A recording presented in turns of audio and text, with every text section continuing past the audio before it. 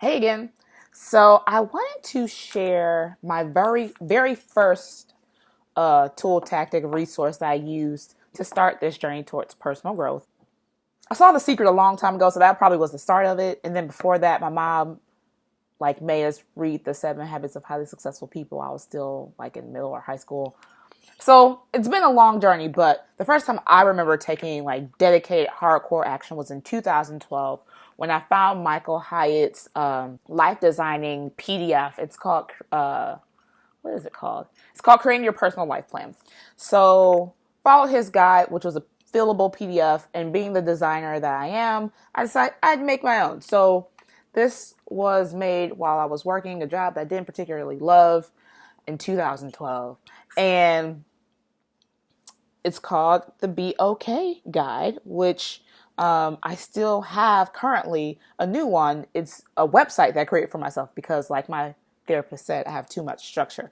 But yeah, so this is my life guide. And what it has in here, I set the stage for myself, similar to how I set the stage for these videos. Like, hey, I'm going to start looking at some tools and tactics and tricks and tips to get your life to where you want it to be.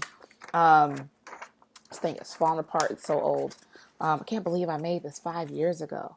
So I have, positive quotes in here. But the first exercise in your life plan is to figure out your legacy. So what is the impact you want to leave on people when you die, and how it is you want to be remembered post your life, and who you want to remember you. And so in his life plan, Michael Hyatt calls these people, individuals or groups, constituents. So you would choose 6 constituents and write out how you hope to be remembered by those constituents. So in my life book, my life plan, I had how I want to be remembered by Donovan, my then boyfriend, now husband. How I want to be remembered by my children, who I've yet to have. How I want to be remembered by my family. How I want to be remembered by my friends, by my community, and by my clients and coworkers. Obviously, Oprah is a coworker, not a client. She's got it going on. But I really sat down and wrote out how I wanted to be remembered by these groups of people. And this exercise lit me on fire. I was like, holy crap. It's very easy to see when you are or are not in alignment, when you have a very specific end vision in mind, right? 7 habits of highly successful people begin with the end in mind. So I began with the end in mind, thanks to Michael Hyatt, and realized that my career, where it was not getting me to how I want to be remembered by my coworkers and clients. The way I was interacting with my friends, while I had good friendships, it wasn't the kind that I wanted, I wasn't being the type of friend I wanted to be remembered as. Even within my relationship, I thought I was a pretty good spouse until I wrote how I wanted to be remembered by Donovan. I was like, he's not going to remember all the fun we had because I'm always working on something, so help me to get a clear picture for how I want to be remembered when I die. Another quote. Then the book moves on to outlining your priorities. So once you envision the end, it's easier to come back to the present moment and ask yourself, okay, what is it that I care about most and what are my priorities? So back in 2012, my one goal was balance. And then these were the priorities that I outlined for myself. So obviously you have to put yourself first. You have to take care of your roots before you can start to care for others. So my mind, body, and spirit were my top priorities. Then my loved ones. So in this actual order, my spouse, my kids, my family, my close friends, and then others.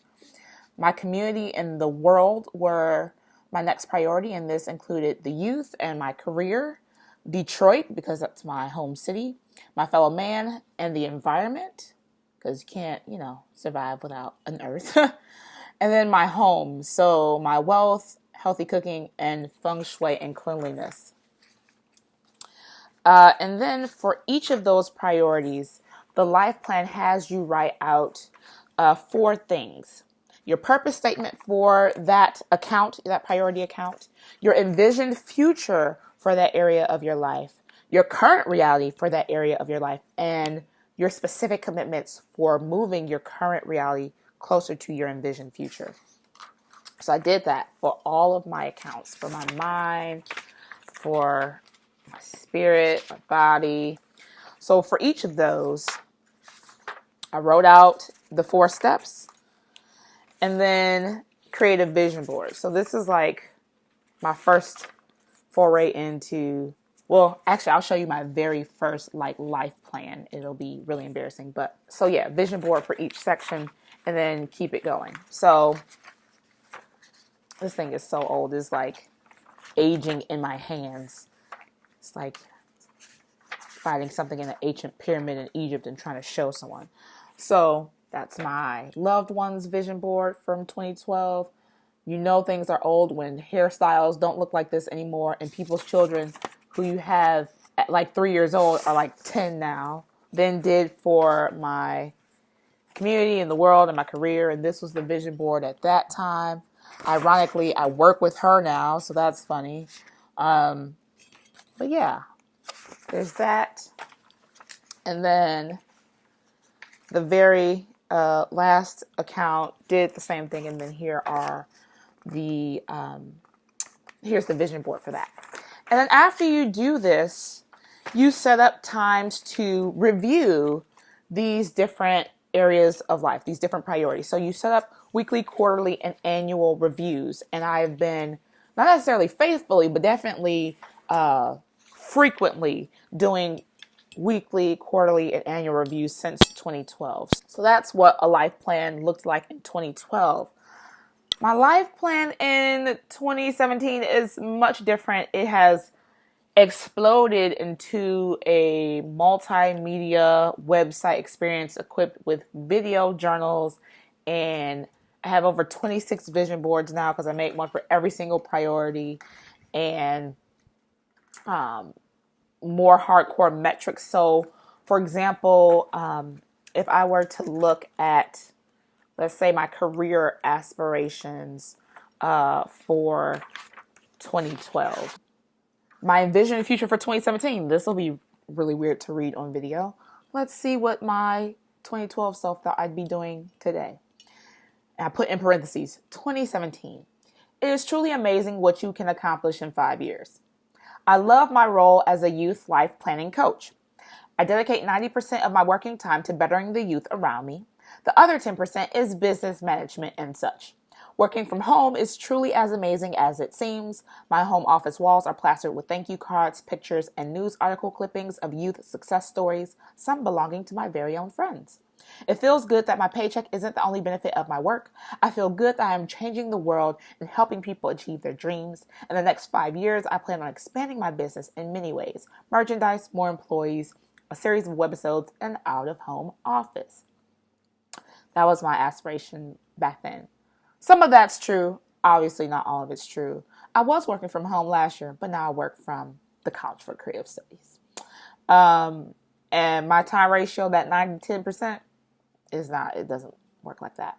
But the current reality at that point was that I've mentored youth for 5 or more years. I have ongoing relationships with many of my mentees.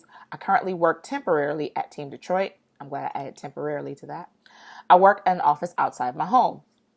And then my specific commitments in 2012 were to create a business plan by the end of that year, to do research and create a feasible escape route or plan or educational map, to establish and maintain a good list of contacts for youth involvement, to save enough money to survive 2 years without additional income, and then in the next year, help 2 people create their life plan.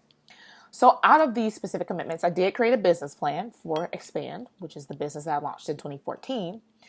I did create a feasible escape route for Team Detroit. Didn't follow the escape route, actually escaped a different way, but I created that escape route. Obviously, I've maintained a good contact list for folks within the youth involvement sphere because I've stayed involved with youth development work. I have not saved enough money to survive 2 years without additional income. Still on my list of things to do. And then the next year, help 2 people create their life plan. I did that back in 2012. So life plan. That has been one tool that has helped me grow beyond where I was before I started doing this exercise. So there was a point where it was all wishing. There is some action to this. Obviously, I want to find a way to accelerate some of that, but this is a tool that I use frequently. Hope you enjoyed learning about this random thing that I do. Talk to you later. Bye.